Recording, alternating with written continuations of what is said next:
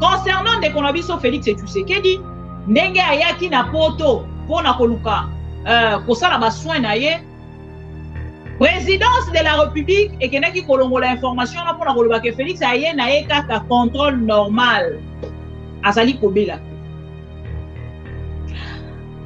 Bokozonga sima boko se rappeler que tango tolobaki likambo ya Félix Tshisekedi ki azali en danger concernant santé na ye, bato bazali kokende kobomba. Parce qu'ils savent que la situation de Félix Tshisekedi est grave. Je sais qu'à ce moment, les dialoguistes sont en train de prier, sont en train de gêner pour ce qui se passe ou pour des informations. Oh, tozali na yango à notre possession, il y a ezali ko concerner santé à Félix Tshisekedi.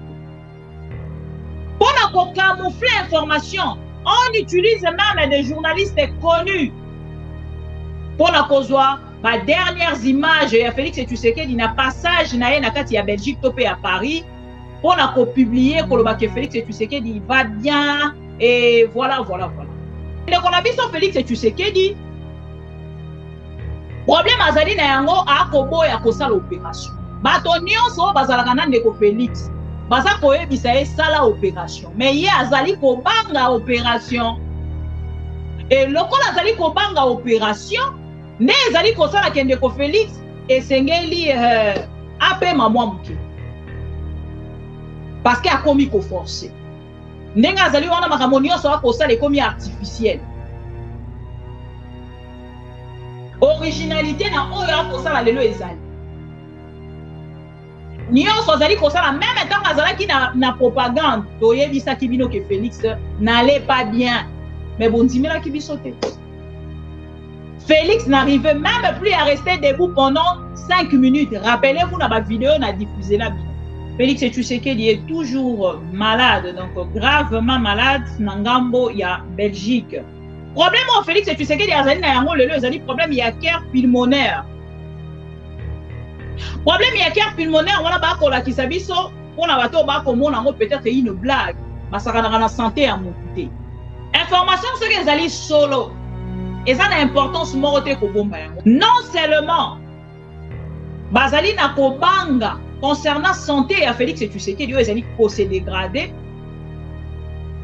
mais na part na bango pe na ngambo ya Sénat bazali kobanga koyeba que Félix Tshisekedi aponaki lokola sama lukonde azala moko ya bango ndenge bango moko IDPS balingaka koloba Faci Umela. Et nangamo la baka koloba Faci Umela koyeba que Félix Tshisekedi n'est pas en bonne santé et comment kocha bango mal à l'aise et comment kozangisa bango kimia. La santé ce n'est pas moi motonape sakayango, ce n'est pas Pero Louara, ce n'est pas l'IDPS, ce n'est pas Maman Denise, ce n'est pas Augustin Kabouya non plus. La force du progrès. Bao bazali pemeni ya Félix Tshisekedi makambo ba koyebisa biso eza grave parce que la personne oyo nanga monaye a conseillé que Félix Tshisekedi hôpital azali actuellement na Sainte-Elisabeth na Belgique ezali papa na biso na kombo ya Lusadisu. Papa Lusadisu yemoto azalaki cardiologue na kati ya Belgique. Et lorsqu'on a travaillé na Félix Tshisekedi, selon les informations à ma source, Nabiso Azali Pembeni à Félix Tshisekedi, Yemoto Akendaki n'a pas conseillé Félix Tshisekedi cette information.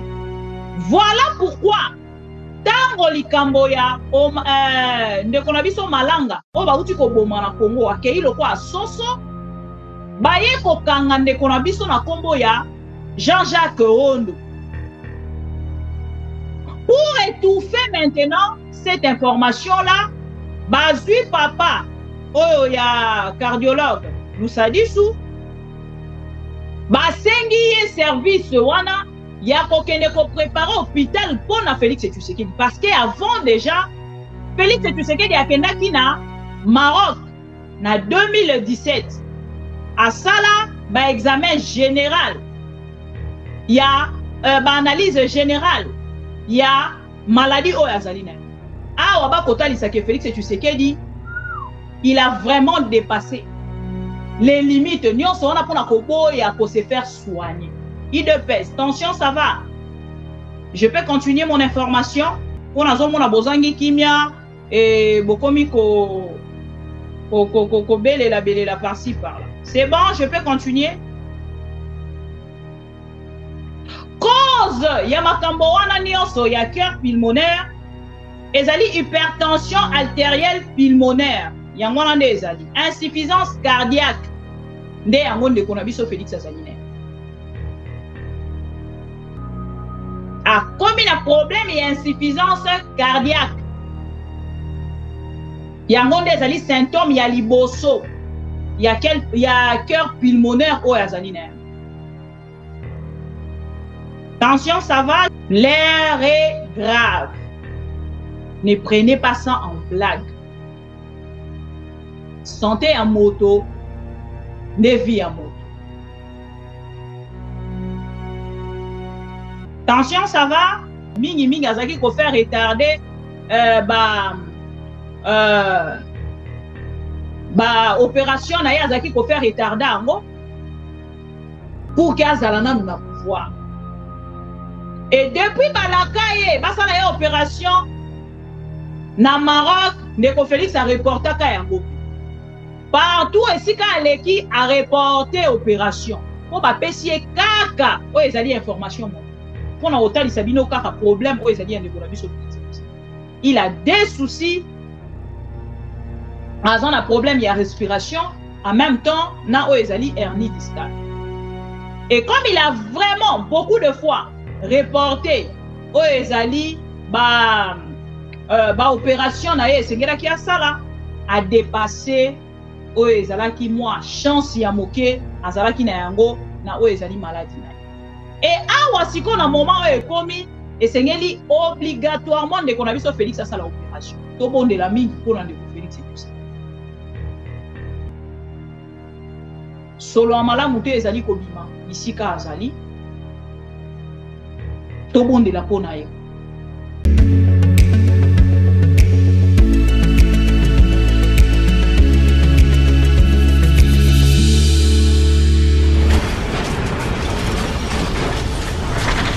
Ma mission TV, le miroir du monde. Donc, pouvoir et commis la méthode wana et la kisi que souka na bango et lingi kokoka. C'est pour cela que Esengeli Bolembate ennemi na biso monene na minute oyo ezali bobangi na yoki bamusu baobi Kabila te. Kabila azane papier.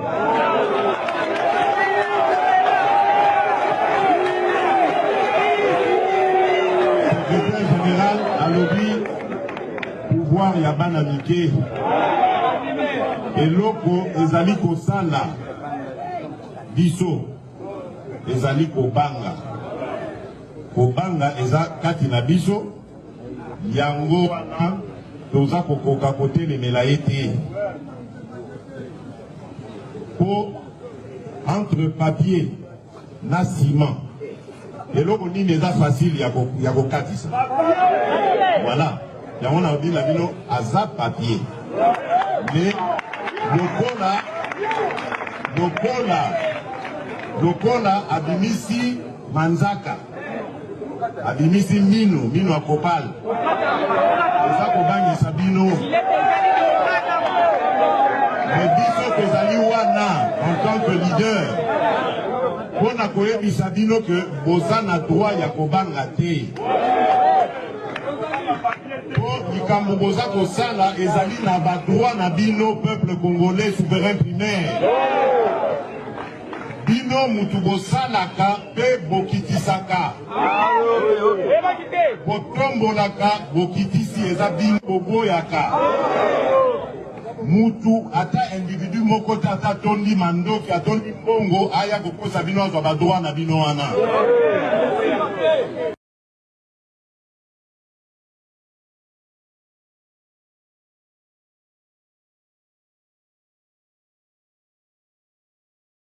Bonsoir, chers amis congolais, bienvenue encore une fois. Tozongi na numéro na biso ami balé pour que to solo l'ensemble na batonyo so bazali kolanda biso.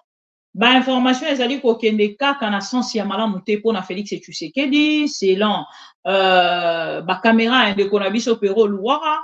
Félix Tshisekedi est toujours malade, donc gravement malade na ngambo ya Belgique.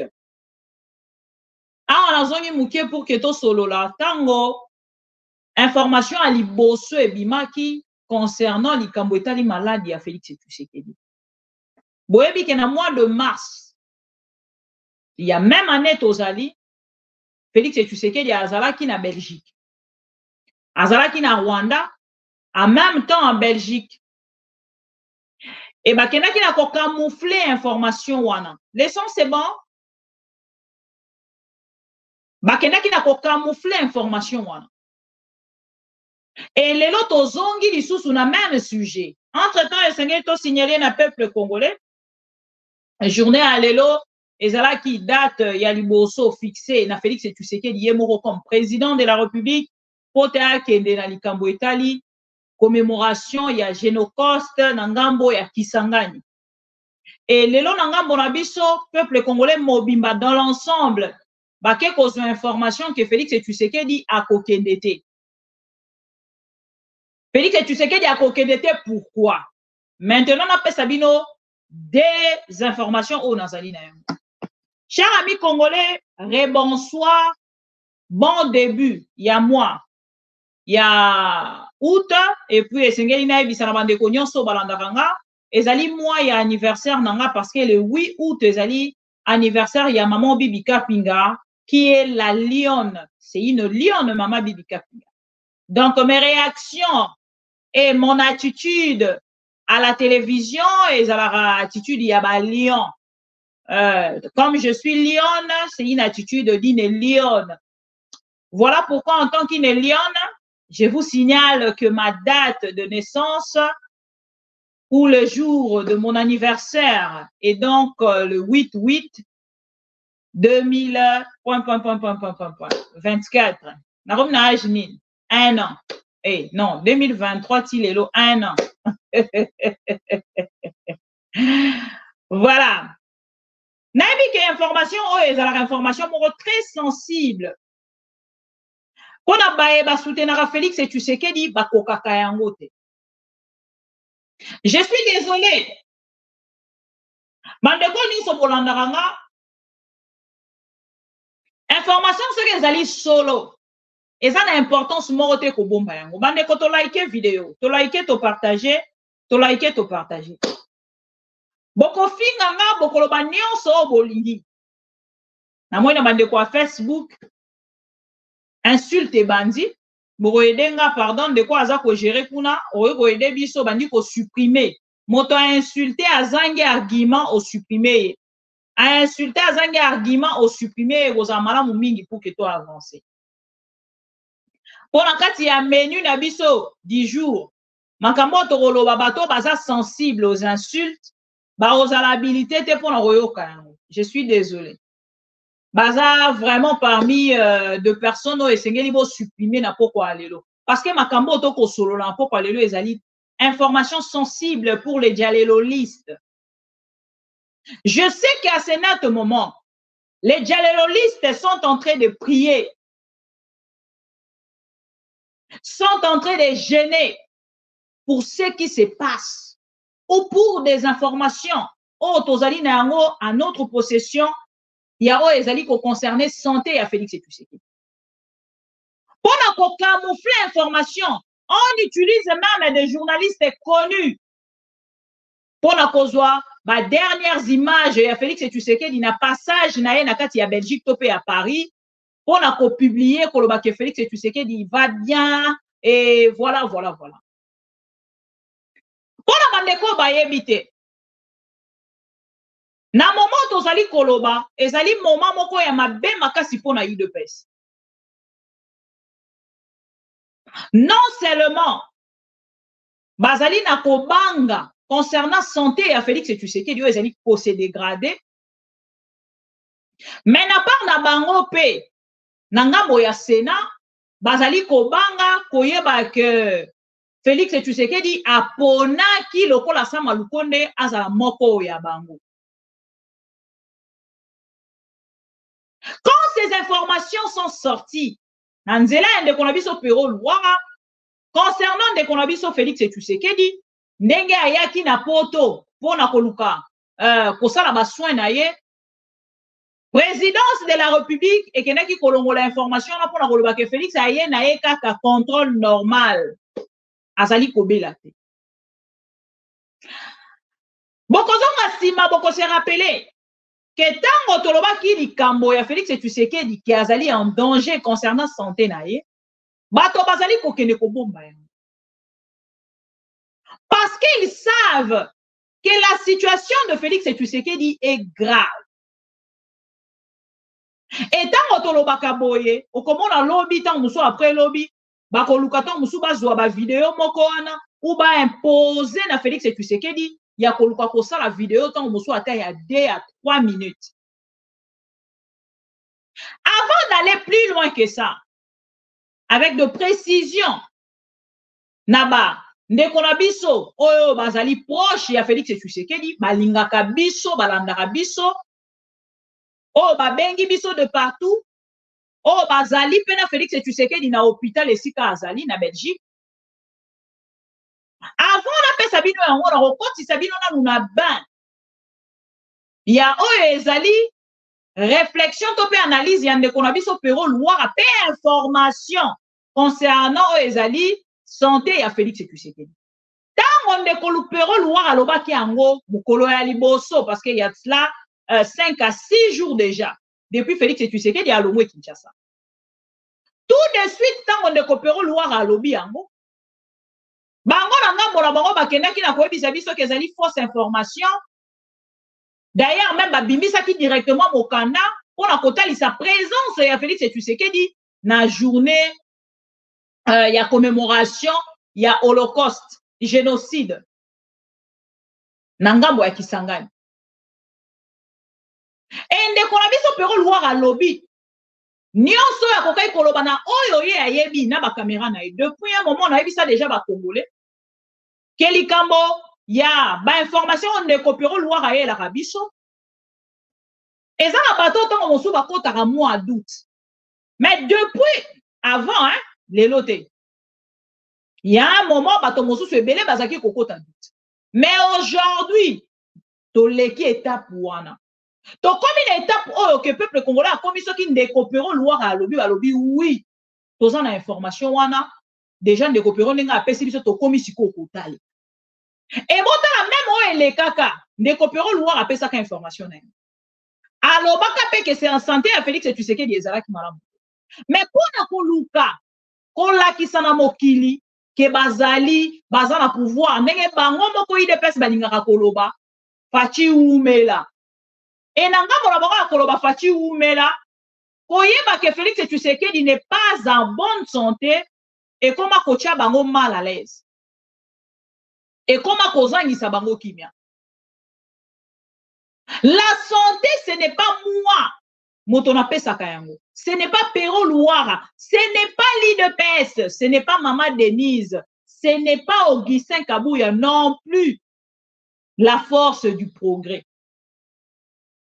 Motonape Saka santé, tolobaka kolala kolamuka. Ezalaka habitude te. Yango tang tola la soto lamuki, tope sakanzambe merci. Nalobaka yango à chaque. Parce que souffle de vie, otozwaka chaque jour, ezalaka na makasi na biso. Bo anze momo bayembaka na makasi na ngai te, na nguya na ngai te, oh, na bolingo na yo Nzambe, tango nyonso ekoki. Si vous connaissez cette chanson, so osambelaka Nzambe, nga na oloba Nzambe ya kokende na stade de martyr te, hein? Na kolobela Nzambe pe ya kokende na église te. Mais conviction personnelle en tant que chrétien ou chrétienne ozozongisaka chaque jour matondo epa Nzambe soki olali olamuki. C'est ce qui est important. Je vais vous laisser suivre notre confrère Pero Luara, l'homme de caméra, On a part naye. Oui, ne konanga Aaron. Quand on a le avec un grand témoignage, ngamoko na sa témoignage makasi. Namboko na ye na beli 2 fois hospitalisé, 2 fois, mais moto atikala koyeba yango te. Ezalaki ka contact direct na Nzambe. Voilà. Alors, ce que olali olamuki na tongo, kumisaka Nzambe ezali important. Parce que yenda za maître ya temps na circonstance. Ezali important. Ndeko na biso pero luara apesi information. Mokolo apesi information, ba dialogiste batelemi. Na rage. Fausse information. D'ailleurs même, Fatia kozala na Kisangani. D'ailleurs même, Fatia kokende na Kisangani bokomona. Bokomona. Toujours na tembe. Toujours en train ya koluka ko sa peuple congolais na makambo peuple ayebi déjà. Ndeko na biso pero luara ye ko réitérer. Vérité na eto pas information apesa kibiso. Borolanda yango.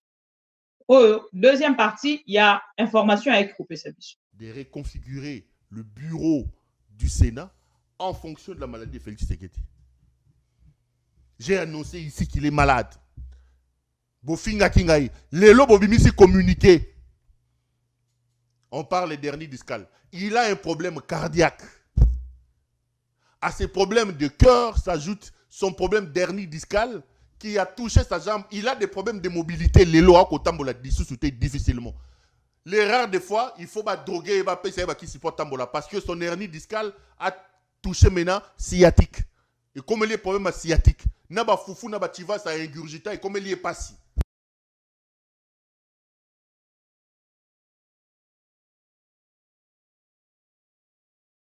De reconfigurer le bureau du Sénat en fonction de la maladie de Félix Tshisekedi. J'ai annoncé ici qu'il est malade. Bofinga Kingaï. Lelo Bobimisi communiqué. On parle des derniers discales. Il a un problème cardiaque. À ses problèmes de cœur s'ajoute son problème dernier discal qui a touché sa jambe. Il a des problèmes de mobilité. Lelo a kotambola dissous difficilement. Les rares des fois, il faut droguer et passer qui supporte tambola parce que son hernie discale a touché maintenant sciatique. Et comme il y a des problèmes sciatiques, naba foufou naba tiva ça ingurgita et comme il y est passé. Voilà. On a reçu information, il y a un de konabiso pero luara apesa kibiso yango. Menga na kokende siko mukie. Na koluka kosolola na peuple congolais. Concernant cette information, ezali très sensible pour les Congolais. Bon, excusez-moi. Ezali très sensible pour les Congolais. Surtout, on va soutenir Félix et Tshisekedi.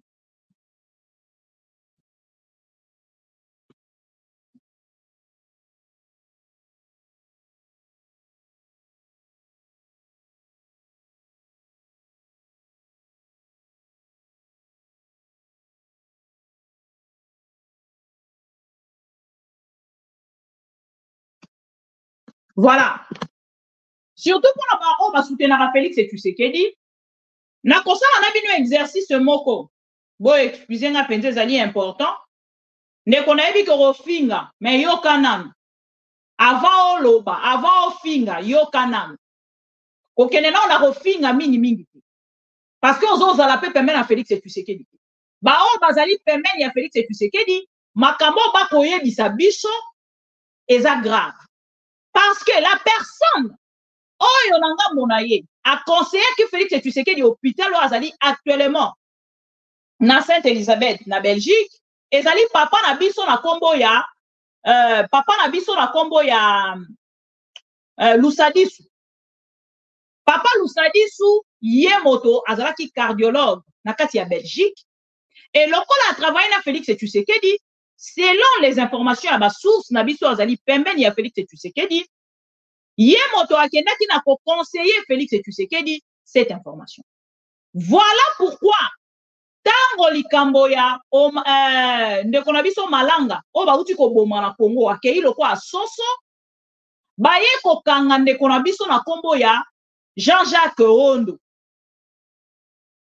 Pour étouffer maintenant cette information-là, bazui papa oyo ya cardiologue Lusadisu basengi ye service wana ya kokende ko préparer hôpital pour na Félix Tshisekedi parce que avant déjà Félix Tshisekedi akendaki na Maroc na 2017 asala ba examen général ya ba analyse générale ya maladie oyo azali na yango. Bouti kolanda ndeko na biso Pero Luara en dehors ya hernie discale Félix Tshisekedi azali pe lisusu na problème ya cardiaque. Et na ngambo na biso na lingai na meka kolakisa bandeko tango ngambo moko na koti na kati ya ba information ya ba problème oyo ndeko Félix azali na yango. Na ye quand même mokie pour na kopesa bino explication. Problème au Félix Tshisekedi azali na yango lelo ezali problème ya cœur pulmonaire. Problème ya cœur pulmonaire wana ba kolakisa biso pona bato ba komona ngo peut-être une blague basakanaka na santé ya mutu te. Tango to kopesa bino ba information bozo kango na considération. Aujourd'hui Félix Tshisekedi azali président de la République. Kobanga likolo ya makambo nyonso oyo ezali koleka na mboka bakoki koya kopesa bino information loko ya moto nyonso. Déjà koyeba que peuple congolais aujourd'hui alingi lisou Félix Tshisekedi te et ngambo la bango il ne préfère pas donner l'information borobanda kozongo kaka de bouche à l'oreille parce que si ce n'était pas le cas communiquer au gouvernement et sali pour que Félix Tshisekedi a se présenter te ngambo ya Kisangani bomitu na ba question sur ya parce que azali président de la République. Tango boye kopesa communiquer ba communique problème ya santé. Tango balobaki ki azali na problème ya santé bino bokeni na kodémentir bande kolanga même mukolo moko soki likambo koleka oane ezali toyeli bino information wana bakoboya tout de suite pona koya ko informer bino yango un peu plus tard. Mais biso to kopesa bino ba vraies informations ya oye koleka bakoluka de toutes les façons bapesa Félix Tshisekedi moi, espace moro, il y a 10 à 15 minutes, na Belgique, quoi qu'il ne repose sa précision. Il y a non, ça va, je ne suis pas malade, et ainsi de suite. Voilà. Cœur pulmonaire et l'élargissement et l'insuffisance du ventricule droit du cœur en réponse avec une augmentation des postes charges. Voilà, on en a bien. C'est-à-dire de la résistance vasculaire ou hypertension artérielle pulmonaire. Yango Félix Tshisekedi azali kobo. Et pour na ba traiter yango, awa ba kotalisa ke Félix Tshisekedi, il a vraiment dépassé les limites. Nyonso wana pona koboya ko se faire soigner. IDPS, tension ça va. Je peux continuer mon information. On a zomona bozangi kimia et bokomi ko belela par-ci par-là. C'est bon, je peux continuer. Cause ya makambo wana nyonso ya cœur pulmonaire ezali hypertension artérielle pulmonaire. Yango wana nde ezali insuffisance cardiaque. Nde yango ndeko na biso Félix azali nene. A comme un problème et insuffisance cardiaque. Il y a des symptômes, il y a liboso, il y a cœur pulmonaire au azalina. Tension, ça va, je peux continuer. Bon, comme on a même une attitude, parce que l'air est grave. L'air est grave. Ne prenez pas ça en blague. Santé en moto, ne vie en moto. Tension, ça va? Je peux continuer?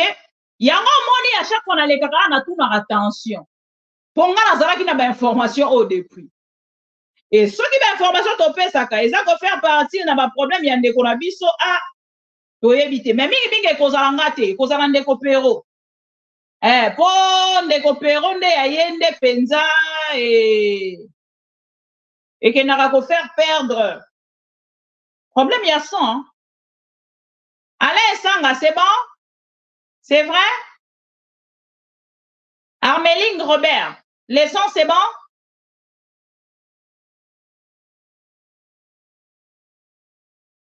Il y a François Matan Nouzola. Son, c'est bon?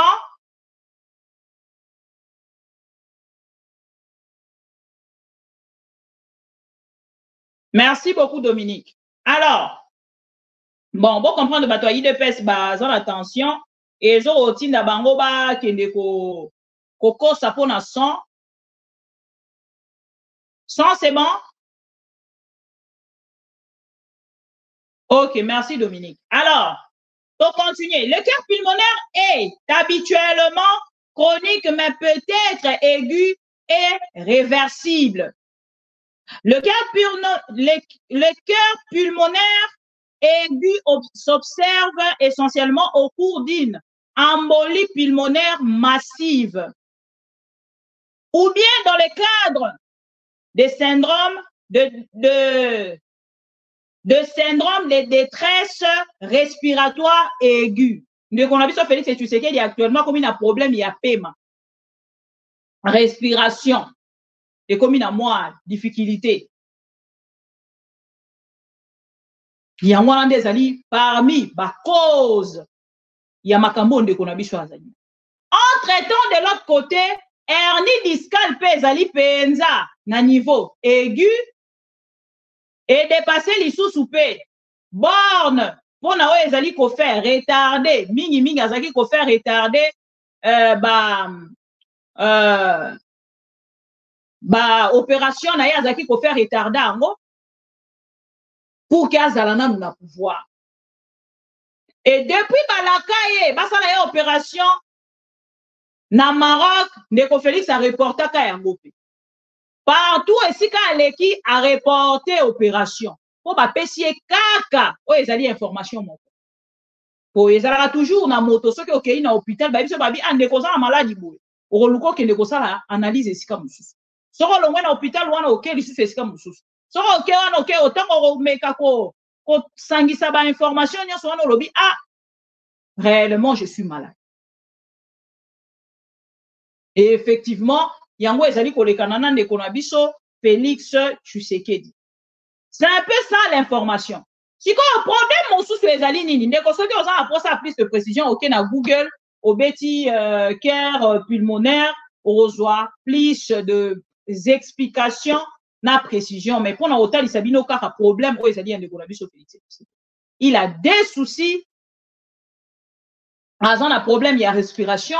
En même temps, na ezali hernie discale. Et comme il a vraiment beaucoup de fois reporté ezali opération na esengela ki asala a dépassé ezala ki moi chance ya moke azala ki na yango na ezali maladie na. Et awa siko na moment ekomi esengeli obligatoirement ndeko na biso Félix asala opération. Parce que même na mois de mars tant on a na Belgique na ebisa kibino kende kona biso Félix Tshisekedi problème azali na yango akoboya kosala opération bato nyonso bazalaka na ndeko Félix baza koyebisa esala opération mais ye azali kobanga opération et lokola azali kobanga opération nde ezali kosala kende ko Félix esengeli apema mwa muke parce que akomi ko forcer. Ndenge azali wana makambo nyonso akosala ekomi artificiel. Originalité na oyo akosala lelo ezali. Nyonso azali kosala même ntango azalaki na propagande toyebisaki bino ke Félix n'allait pas bien. Mais bondimelaki biso te. Félix n'arrivait même plus à rester debout pendant 5 minutes. Rappelez-vous na ba vidéo na diffusé la bino.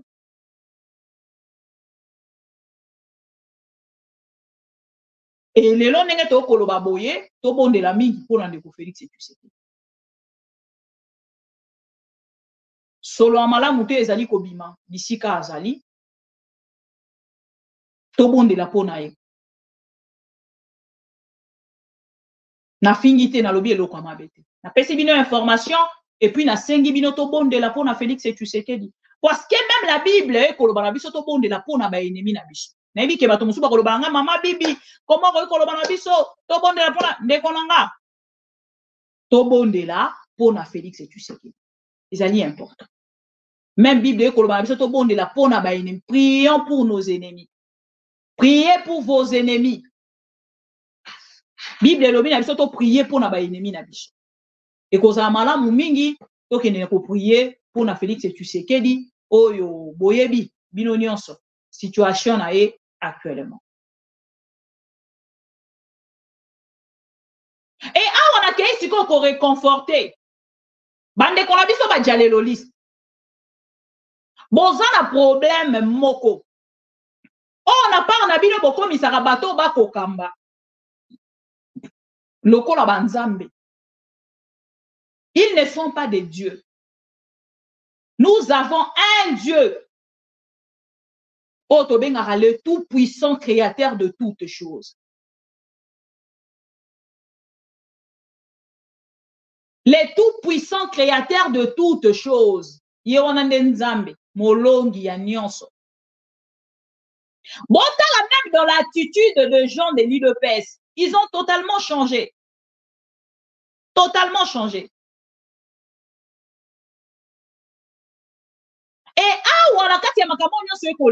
Ce qui m'étonne, malgré la situation et la santé à Félix Tshisekedi, bazako étouffé ba élection na kati ya Sénat. Qu'est-ce qui se passe na ngambo ya UDPS? Ba yebi situation ya Félix actuellement na ngambo ya poto. Et nanga mona bango balingi te pour Félix Tshisekedi alobi ya poni Sama Lukonde. Et bango nanga mona bango ba kotalisa non Sama Lukonde akoki ko Sénat parce que Sénat ba risque ezali ebele lobi président ko zala na problème muto ako remplacer biso ezala lisusu Sama Lukonde ouf problème e bandi. IDP c'est comme côté lemela Sénat Sama Lukonde azo angote. Et comme karaté, il faut muto ayi de pes ndakende na kozana. Siko moto ya yi de pes kuna, o bakoki kopesa ye kiti ezali kaka Roger Tshisekedi. Le frère propre ya Félix Tshisekedi. O na ngambo wana ye akendaki na ko postuler lokola sénateur. Aposaki candidature na ye lokola sénateur, malheureusement abimaki te. Mais Kabuya moto abimaki. Tango Kabuya abimi, Kabuya azui atie lokola suppléant na ye. Et tango Kabuya aponi Assemblée nationale, atiki ndeko Roger Tshisekedi na kati ya Sénat, lokola moto azali ko représenter Augustin Kabuya, mais boyebi kaka na kati ya politique congolaise, basalaka demi-tour. Et na kati ya demi-tour abimi na Sénat, abimi na députation, et nangambo na ye, loko abimaki déjà député, akeye a validé mandat na ye ya député, et nangambo ya Sénat, atiende kwa Félix Tshisekedi. Awa sikoyo mama Marthe, moto azali sikoyo likondi, ye moto atelemi. Et mama Marthe akomi sikoyo kosenga, kendeko Roger Tshisekedi, yende moto a posé candidature na ye lokola président et à Sénat. Pour que l'homme soit situation, il y a Félix et s'est dégradé plus que comme vraiment situation encore plus critique que autres actuellement. Ndeko Roger Tshisekedi a qu'elle n'a qu'à remplacer Ndeko Nae on a qu'à garder tout peu qu'à conserver pouvoir parce que bobi que bango ba un problème ba na sensibilité na likambo etali conservation ya pouvoir. Et c'est ça l'objectif de l'UDPS. Na raison nango na ba détail belé penza Tango mosu mokolo ya lobi le temps de konabiso wana lelo ayambi téléphone te. Azwa téléphone mokolo ya lobi pour qu'il sa biso alobi arobanda kopesa biso ba information mais to tanga kombo na ye. Boyebi ke biso déjà na ma mission. To tanga ba kombo bato ba pesa biso information te de konabiso sengei vraiment se rassurer que to kotika la rotanga kombo na ye. À chaque fois apesa biso ba information to kendaka na ngambo na biso ko partager yango na peuple congolais et to kendaka na kopesa bato information wana.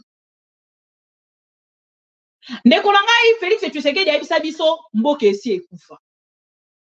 E mboka lokola esi ekufa na moment oyo tozali koloba esengelaki biso na Félix Tshisekedi tosangisa maboko pour que tomatisa mboka. Peuple congolais oyo alandaka biso nautaki kopesa bino une information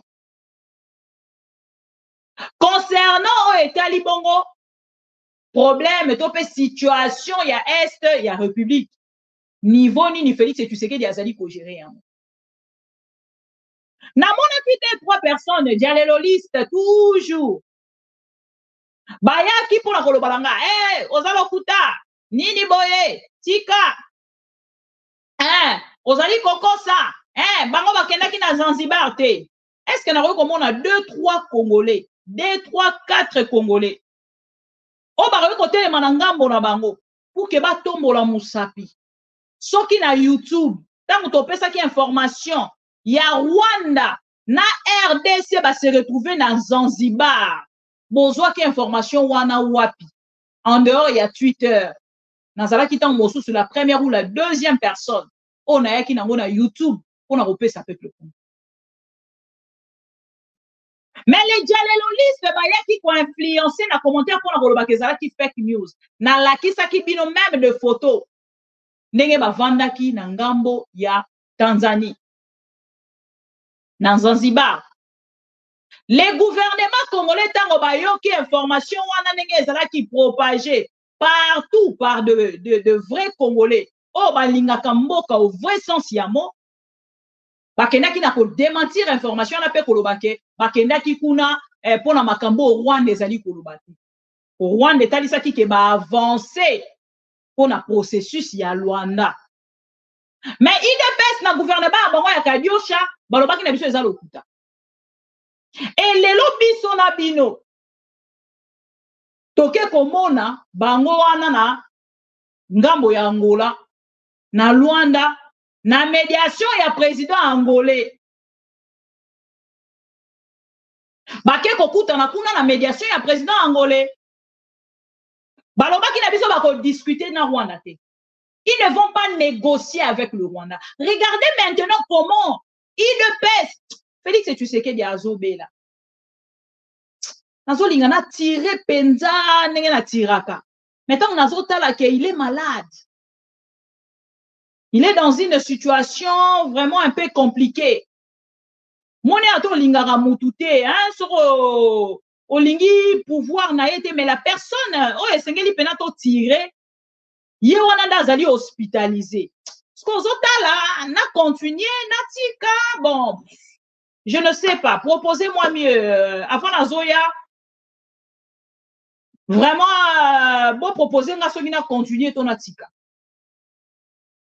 Que la vérité l'emporte sur le mensonge systémique, que les médiocres dégagent et que règne la paix, la justice en RD Congo. Comment ferons-nous confiance à des dirigeants incapables de protéger la population, de garantir la paix, la justice, l'amour du peuple?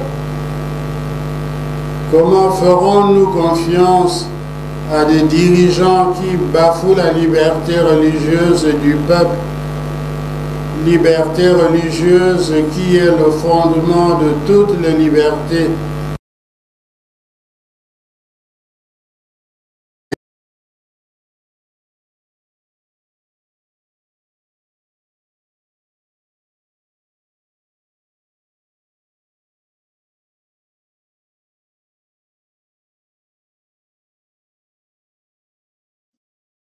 Voilà. Que les médiocres dégagent. Tango le cardinal alobaka makambo yo. Bato ebele na ngambo la bango, surtout na kasi ya opposition. Basakataraki nango, bakomisaki yango on dirait alobi yango pona bango. C'est-à-dire azali pour soutenir opposition. Mais aujourd'hui le cardinal Ambongo azana droit ya koloba lisu boyete. Soki alobi boye batindeli ba du progrès. Yango moni na ebisi bino na lobi, je ne veux pas que tous à la lokola batu nyonso. Nous connaissons maintenant tous la situation de Félix Tshisekedi. Est-ce que devons-nous continuer avec ces informations? Ne connaissons pas déjà un problème. Il y a paiement, azana hernie discale. Oh, ezali kutu ya robomba te. Degré commis très élevé. Et araba kota lisabiso kaka. Décision ezan moko pa munganga. Félix Tshisekedi dit il faut à passer dans l'opération. Siko makamba biso tozo loba. Tango to loba yango ezoko kende ko choquer de l'autre côté. Est-ce que to continue kota la situation de konabiso ou to zonga si? Parce que quel ko choka kanga ezala komona ndeko Félix Tshisekedi lobby. Makamba loba kana biso lobby. Lelo yé moko na kati ya la chose. Yé moko na kati ya la chose. Lobby Félix Tshisekedi yebisa ki biso, il faut to tirer jusqu'à fond. Parce que ce que tirer te, c'est que zo banga. Si ko ngape lelo so na tirer te, c'est que no banga nanga. Et ça ba question, oui, ça ni ba réponse. Soki omoni pouvoir ekomi na ba méthode wana elakisi ke suka na bango elingi kokoka. C'est pour cela que esengeli bolemba te. Ennemi na biso monene na minute oyo ezali bobangi. Na yoki ba musu ba obi Kabila te. Kabila azane papier.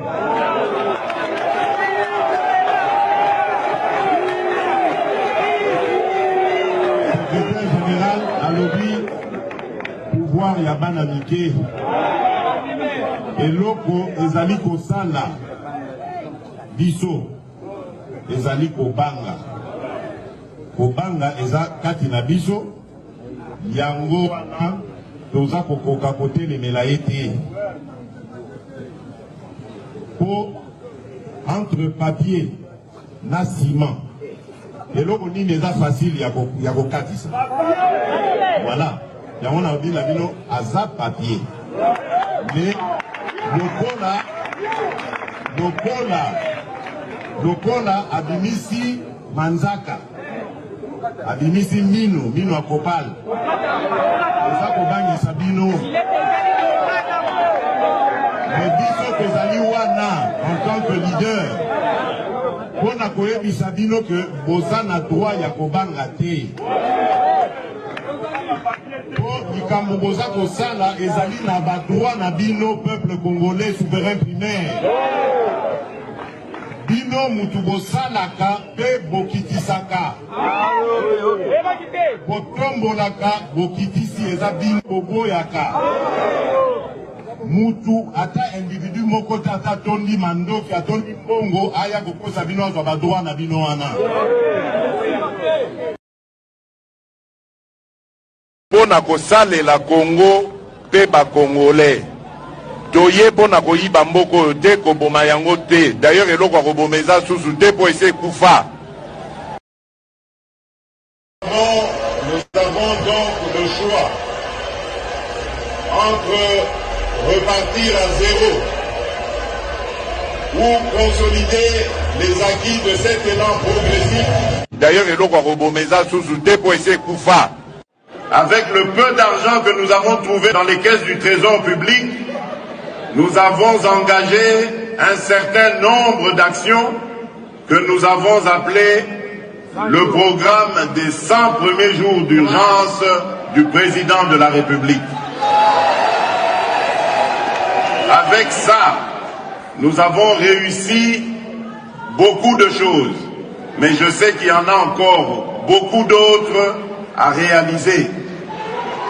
Mais nous avons remis en état plusieurs routes, nous en avons construit d'autres, nous avons construit des ponts, nous avons désengorgé des territoires entiers, nous avons restauré des écoles, nous avons construit des écoles, nous avons restauré des hôpitaux, nous avons construit des hôpitaux, bref, nous avons fait beaucoup de choses. Dans la vie, assez souvent, il faut parler seulement quand et si tu as des mots qui sont plus forts que le silence.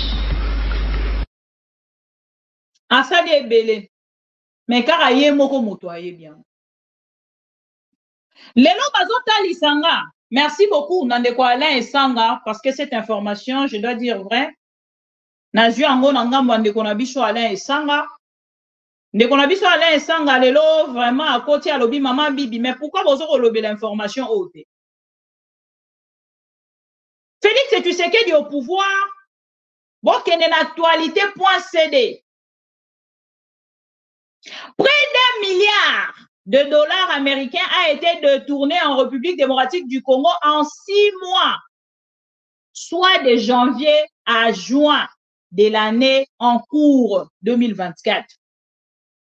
Rapporte le bulletin Kanyaka Ruchwa. Dont le premier numéro a été lancé mardi à Kinshasa par les réseaux panafricains de lutte contre la corruption, UNI en sigle, hein, UNI en sigle. Dans le cadre de la plateforme Congo n'est pas à vendre, CNPAV. Parmi les dossiers de corruption et de détournements cités dans ces bulletins, ces sortium d'organisation de la société civile évoque notamment l'affaire relative à la construction des stations d'adduction d'eau qui implique l'ancien ministre des Finances Nicolas Kazadi. Neto tenemi wana sikoyo wana société civile nde kotalisa près d'1 milliard de dollars détournés kaka de janvier à juin sans compter ba oyo les cas déjà. Mande konanga to vandi o vandi pe na commentaire ozokumisa Félix Tshisekedi. Yo moko mituna penza nani alukayo. To boite za démocratie. Parce que bino pe démocratie ango bo accordaka ngo pe batu mususu te.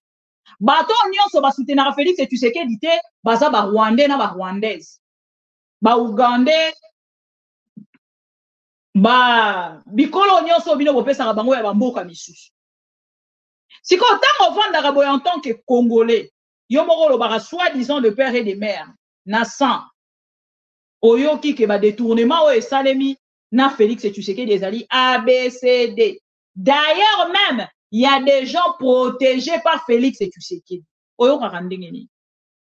O vandika ozo beta ezamawa. Ezamawa. Et parmi même ba vidéo mususu ya ndeko na biso pero na après ça ndeko na biso pero pour azala na foi parler oh bandeko ebele ya ba journaliste bakendaka na kobomba ngo na sima ote omoni nga naza journaliste professionnel même mboka ezokufa. Il y a des choses esengeli toloba yango ndenge ezali tolatisa ngo elamba te bolanda vidéo. Pris au sérieux toutes les menaces de Félix Tshisekedi. Kagame a pris ça au sérieux. Vous avez dit de Kagame qu'il était Hitler. Vous, comme dans votre folie, vous dites des choses sans vous rendre compte. Lui, il a noté. Vous avez dit que vous allez et aider les Rwandais à se débarrasser de Kagame. Vous pensiez, ivre de Tivas et de Tembo, vous pensiez que c'était des paroles en l'air. Lui, il a noté. Vous avez dit de lui que vous allez débarrasser le Rwanda de cette île. Il a noté. Vous avez dit que vous allez lui faire la guerre. Il vous a dit qu'il est prêt à faire la guerre. Et croyez-moi, monsieur Tshisekedi, il vous les fera payer. Il vous les fera payer. Très bientôt. Il vous les fera payer. Le semblant de soutien que vous avez eu des Congolais, alors faisant avaler cette histoire du Rwanda, les Congolais n'en veulent plus. Ce n'est pas le Rwanda qui a volé l'argent des forages. Ce n'est pas le Rwanda qui a volé l'argent des forages. C'est votre mère, Yengasaki Namwangeleka, qui a volé l'argent des forages avec Nicolas Kazadi et elle a ordonné qu'on libère Nicolas. C'est pas le Rwanda. Ce n'est pas le Rwanda qui a volé l'argent contre les Chinois congolais. C'est votre enfant, Anthony Tshisekedi, que vous avez nommé représentant là-bas. Ce n'est pas le Rwanda qui est allé casser les mines de Rubaya. C'est votre frère Christian Tshisekedi. C'est pas le Rwanda qui a tué Keriba Okende. C'est Christian Tshisekedi. Ce n'est pas le Rwanda qui a volé l'argent des 500, des 100 jours. C'est vous. Django avec Bamolo Nakamere. Bino Batoboyibaki. C'est pas le Rwanda. Ce n'est pas le Rwanda qui a volé l'argent de Chile Gelou. C'est vous. Ozamoyibi. Ces discours-là d'anti-Rwanda, Tofungoli Misou 2, ça ne passe plus. Si le Rwanda va venir vous débarrasser, qu'il vous débarrasse. Nous, le problème, c'est que vous quittiez le pouvoir. Ce qui Rwanda, vous avez longolo, vous avez finga, longola, ozo kende. Au monde de comme banga, maintenant, osi, s'entourer, naba roumain comme papa. Même si tu prends des mercenaires venus du ciel, souka na yo komi, moyibi ezalaka souka. Chers compatriotes, notre problème s'appelle El Moutingeleka alias Félix Tshisekedi. Notre responsabilité, c'est de les stopper net. C'est Tipaza moyibi ayaki pona koboma Congo. Nous allons soutenir toutes les initiatives tendant à bouter. C'est Félix qu'il faut mettre hors d'état de nuire. Félix, il faut le mettre hors d'état de nuire.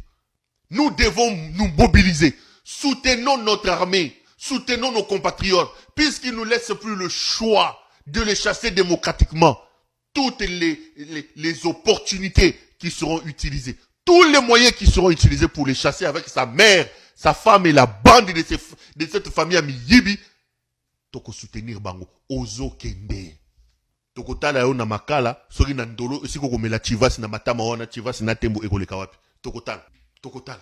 Omona ki yango nzeta mino saka nango. Tambola ti. Akomi na ba mercenaire. Tambola. Yo muta makasi. Félix est un cancer. Nous avons la responsabilité de soutenir nos frères. Nous avons la responsabilité de nous lever pour les chasser. Et croyez-moi, sa fin est proche. Sa fin est proche. On va stopper sa folie.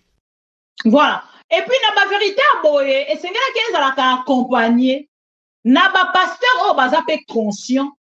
Na ba artiste musicien au baza conscient. Le qu'on a négé tout monde qui depuis Kofi Olomide, ba comme obenga e bébé. Tout le monde qui moi cerveau et sokwa mi mukie. Alors ba ki makambo moko oyo intéressant qui peut peuple congolais. Et là na uti comme on a y a un pasteur. Pe na part na ya atali ici à lobby les gouvernements congolais. Les autorités congolaises. To ba kondi o ba kambaka biso. Parmi bango pe bandoki bazali. Ata atangi ba kombote. Mais biso moko peuple congolais. Bisika to vandi. Ce qu'on t'a dit El Moutingeleka, yepe na mona ge clair te rosa la pe. Ce qu'on t'a dit ça malukonde pe na mona ge clair te aroki goza la pe. Bon maman Judith a outu ko ta peine, je ne sais pas ce que ça lia, mais koloba tout de suite pour na etozo talele na. Oye sengeli peuple congolais ayebaka. Ke ba autorité congolaise baza banzambe te. Quand il y a une vérité, quand il y a des choses à dénoncer, nous avons le droit de le faire. Nous sommes dans l'obligation de le faire pour aider le peuple congolais. Nalobara toujours la bateau nyonso balandaranga to pungaka cible te. Parce que monita ko panza mur. Ado petit koto, faut mettre mingi na katikati pour que mur ekweya. Mais ce qui est au beti awa, ok beta kuna, après au beti awa, ok beta kuna, au faire perdre combat na yoto ebi sous le rôle parce qu'il arrive à un moment moko boye, batu basangisaka 2, 3, 4, 5 personnes pour que va atteindre l'objectif. Et c'est ce qui manque même à l'opposition actuelle. Bazo kokako sanganate, guerre et leadership, ils ont la katinama. Parce qu'aujourd'hui, bah, tu peux comme côté la nanga. Pourtant, nanga a déçu beaucoup de personnes. Mais qu'est-ce qui fait de sorte qu'aujourd'hui, beaucoup de Congolais pensent que c'est nanga la seule solution?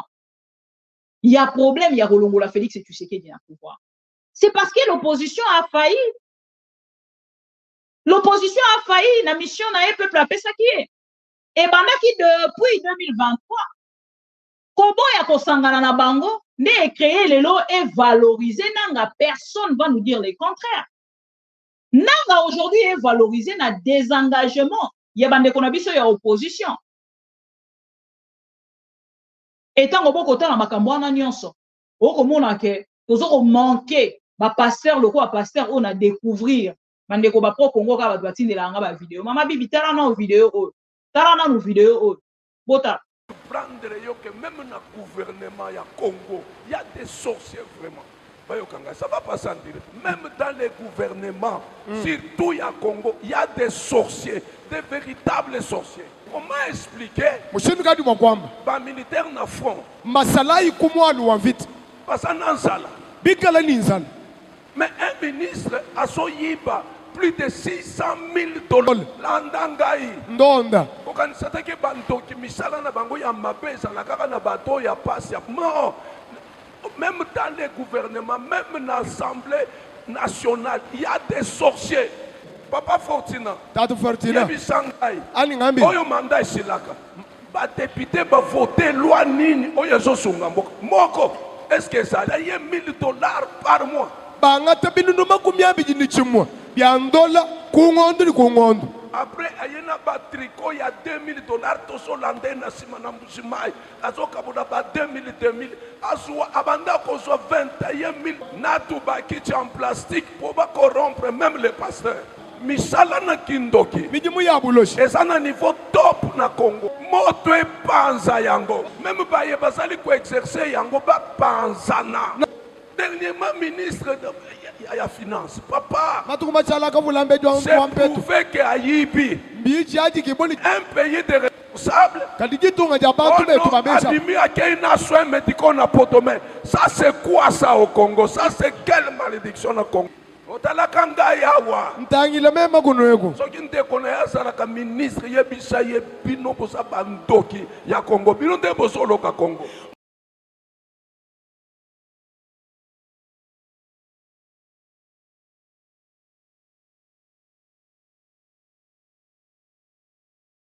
Voilà. Bolandi, Boyoki pasteur wana, et l'autre on a sepeli nango awa tant fort. Il ne pèse, attention ça va. Il ne pèse viva. Boza, et l'autre on a sepeli nango awa c'est interprétation. L'interprète, yango ne attiré.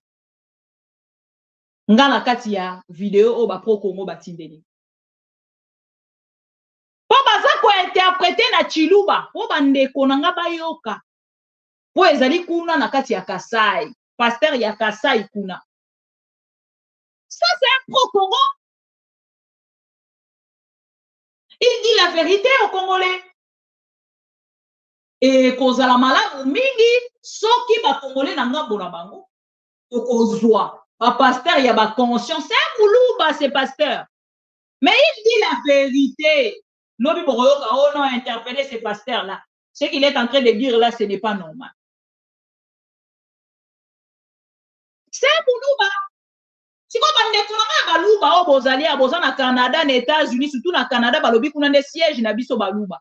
Les États-Unis, Canada, Afrique du Sud, Bissika Nyon Sobozouami, na Belgique, est-ce que Boyo Kinde Koyote?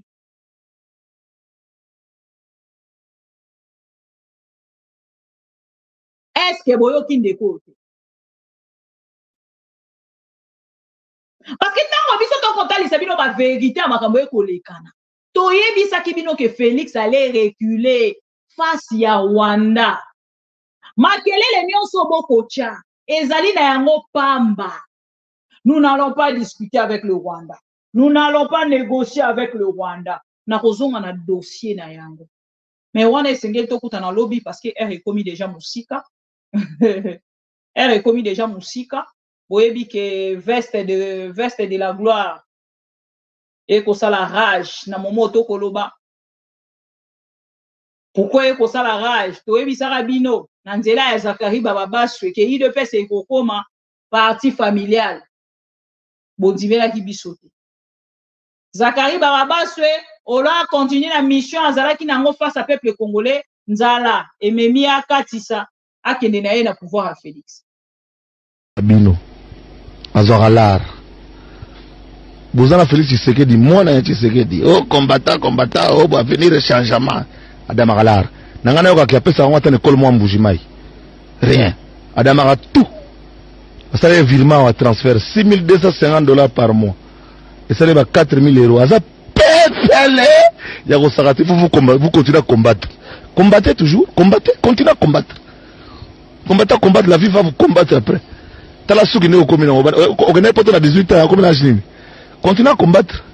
Mais Félix Tshisekedi a bien 6,000 par mois fois 12 fois 5.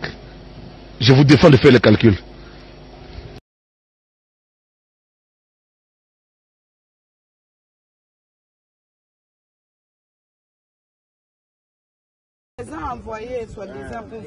Wana Bolandi ndeko Zakari Baba Baswe na makambo ya lobby et ndenge na yebisaki bino depuis tout à l'heure déclaration ya maman Olive Lembe eza ko continuer ko sala rage pona bandeko bayokaki te toza na likambo ya veste de la gloire et que ezongi kuna donc veste na yebisi bino photo nyonso ya Félix Tshisekedi ya depuis azalaka mona mukie eza déjà na réseaux sociaux.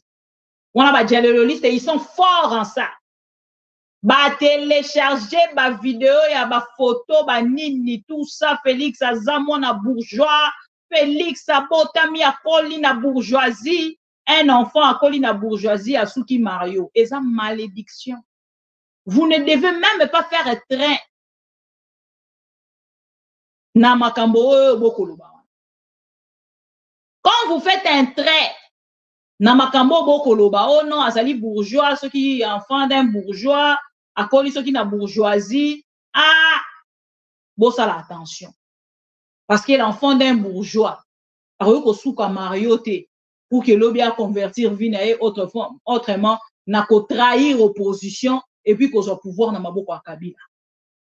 Il faut faire très attention parce que bana ba bourgeois ah toyebi bango ndenge basukaka bakendaka na baekola malamu basukaka ba na batitre moko lokwa biso to kobunda bunda papa ayebani te mama ayebani te papa bourgeois te mama bourgeoise te mwana aleki na vie ya bourgeoisie azalaka na mwa façon moko boye ayaka na yango et je pense que ezali important mpona bakongole bayoka bon lokola débat pe polémique na yebisaki bato balandaka nga nalingaka mwa parti polémique wana.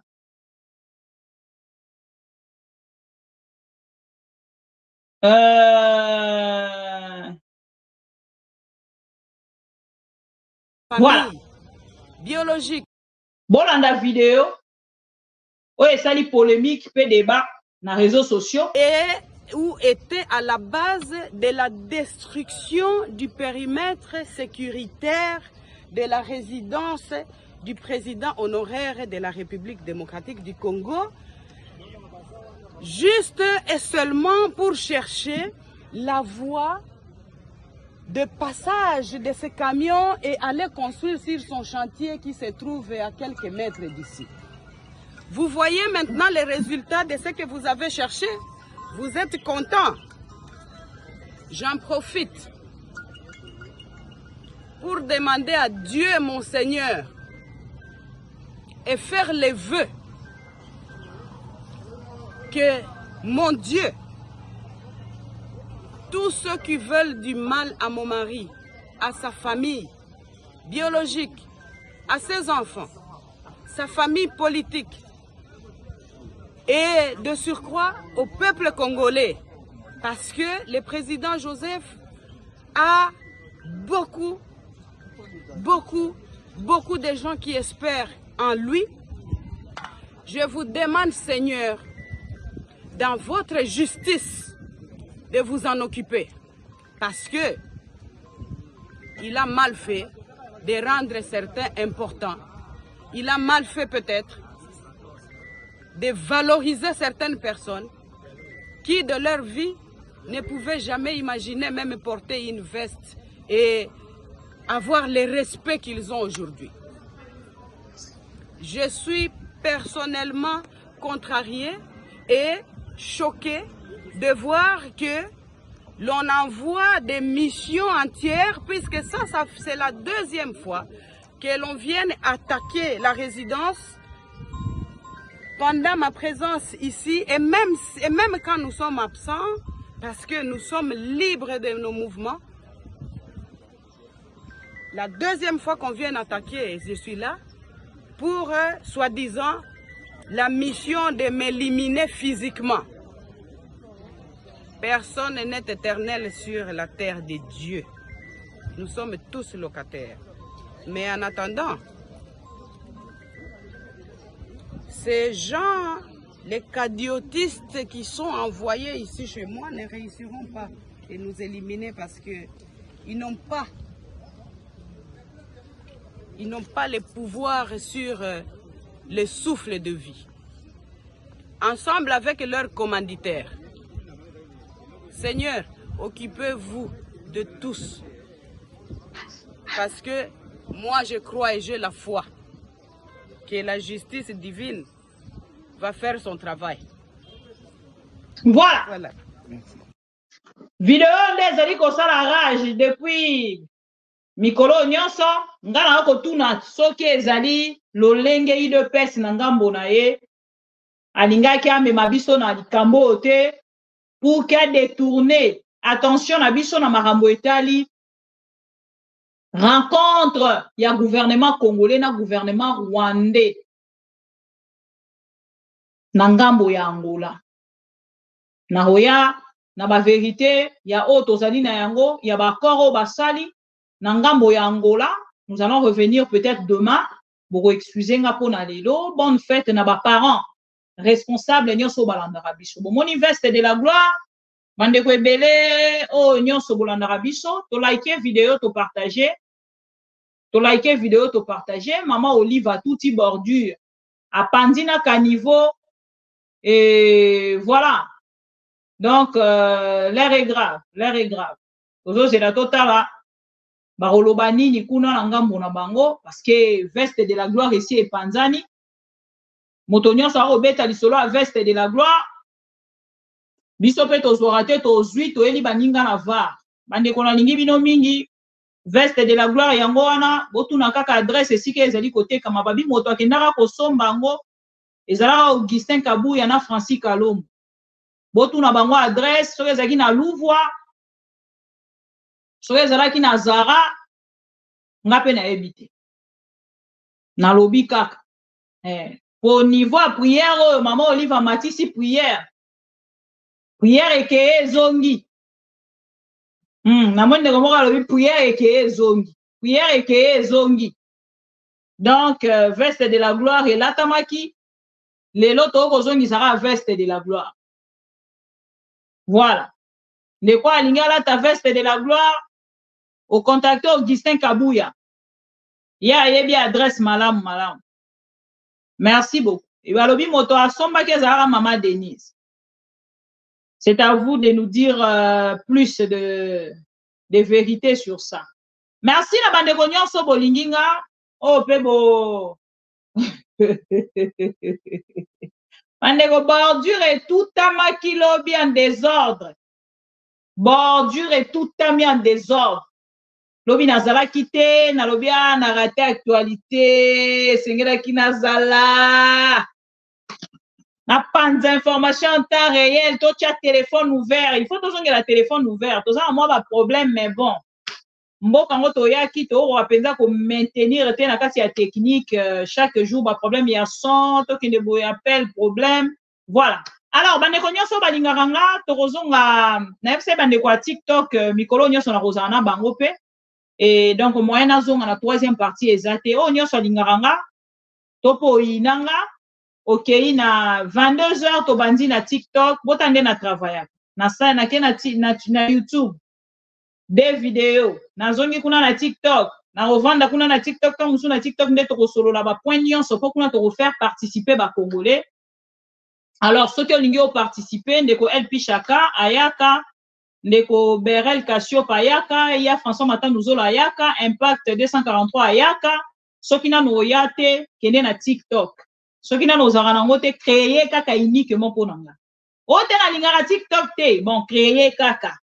So yoki kaka qui n'a un programme na YouTube, na TikTok, ok. Obeti bibi kapinga 243, ne kuno romona maramunyo sokuna bato pe batuna ka mama bibi obala te bon bino bato bolanda TikTok te za bato bokenda ka église te bato bondimela ka nzambe te mukolo pe na ko annoncer makambo yango ezala na TikTok e banda kuna après ye na YouTube eza bongo ono kala te eza soupe ce n'est plus pour longtemps ce n'est plus pour longtemps etali bino. Ce n'est plus pour longtemps. Mandeko nyoso bolandanga oza besoin de papa précision pour la TikTok ya moto boire moi vie privée. Donc soro lingo yeba nyoso a Merlin fongola TikTok. Comme ngolo na ko annoncer au raté. Déjà na ebisi bino le 8 août, c'est mon anniversaire. Donc on a ko annoncer avec une vidéo tout. Voilà. Donc, calamité, donc ce n'est plus pour longtemps. Oh, maman, bibi balité, oui, na rebala. Mais ce n'est plus pour longtemps. Bolé laté, René Kolé laté, ce n'est plus pour longtemps. Voilà. Merci, Nabilo Nyoso, Bozala Kiwana pour Nanga, ben c'était pour rire. Hein. Bernard Dimundo, Alobi, Aïeza les 5, Balion, n'a pas si binombote, parce que Zali, moi, Nabiso, et moi, je suis une lionne. Na kosala yango ezali bongo le 8 août. Ce que moni avant le 8 août. Ozana cadeau, ozana message, ozana voilà, ko hésiter te, okomelinga na WhatsApp et puis na opesa oba coordonnées pour kotindelanga. Mama bi bana mboka ni mboka na zana lobaka te. IDPS lobaka na zana Espagne, misu ba lobaka na France et IDPS lobaka na Belgique, misu ba lobaka na France. Mais si vous en Espagne, bon, baebi te, souffrant encore un peu. Merci beaucoup. Ben, bonne soirée à toutes les personnes conscientes, à tous les parents conscients et responsables, parce que balobi lelo ezali fête des parents, à tous les parents conscients et responsables, bonne fête à vous. Je vous aime beaucoup. Ndenge bino pe bosala yango po nanga en retour. Et Tokutani na TikTok na 22h. Bonne soirée. À la prochaine. Pourquoi je suis révolté? Parce que le Congo, c'est le pays le plus riche du monde. On ne peut pas laisser une terre aussi riche à un peuple aussi idiot. Ce que c'est un peuple, Bagobo Maliboso et Zabiso. Mindele baya sur place baba nakotoka diamango bango moko awa parce que batuana ba bina nanu ndombolo des idiots. On fait le ndombolo la classe politique et ça ndombolo la classe qui se dit religieuse et ça ndombolo les artistes tika ba kolo ndombolo vous de la presse vous êtes une ndombolique la science est devenue une ndombolo tu veux que Jean Goubala a révolté te?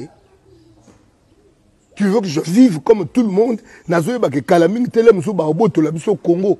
Kamwa ka Rwanda mutu mukego asa mangungu. Ta komi communauté internationale ta ya Rwanda. Rwanda opena bujama ba ndoge yemoko aningisi Rwanda. Rwanda mayele akoningisa Rwanda. Rwanda comment ça na Congo? Vous voulez que Jean Goubala soit tranquille? Qu'est-ce qui ne marche pas? Mais c'est l'idiotie en Ndombolo ya Congolais. Le Congolais pense Ndombolo en politique, en musique, dans l'église, dans la science, et vous dans la presse. Dans ces hauteurs, le Congolais pense Ndombolo. Vous voulez que Jean Goubala soit content. Jean Goubala a proposé Nini par rapport aux Nyonsozo décriés comme... eza pasi pour na régime na biso toyebaka te ekozalaka boye toyebaka te soki mbele toyebaka ah pardon.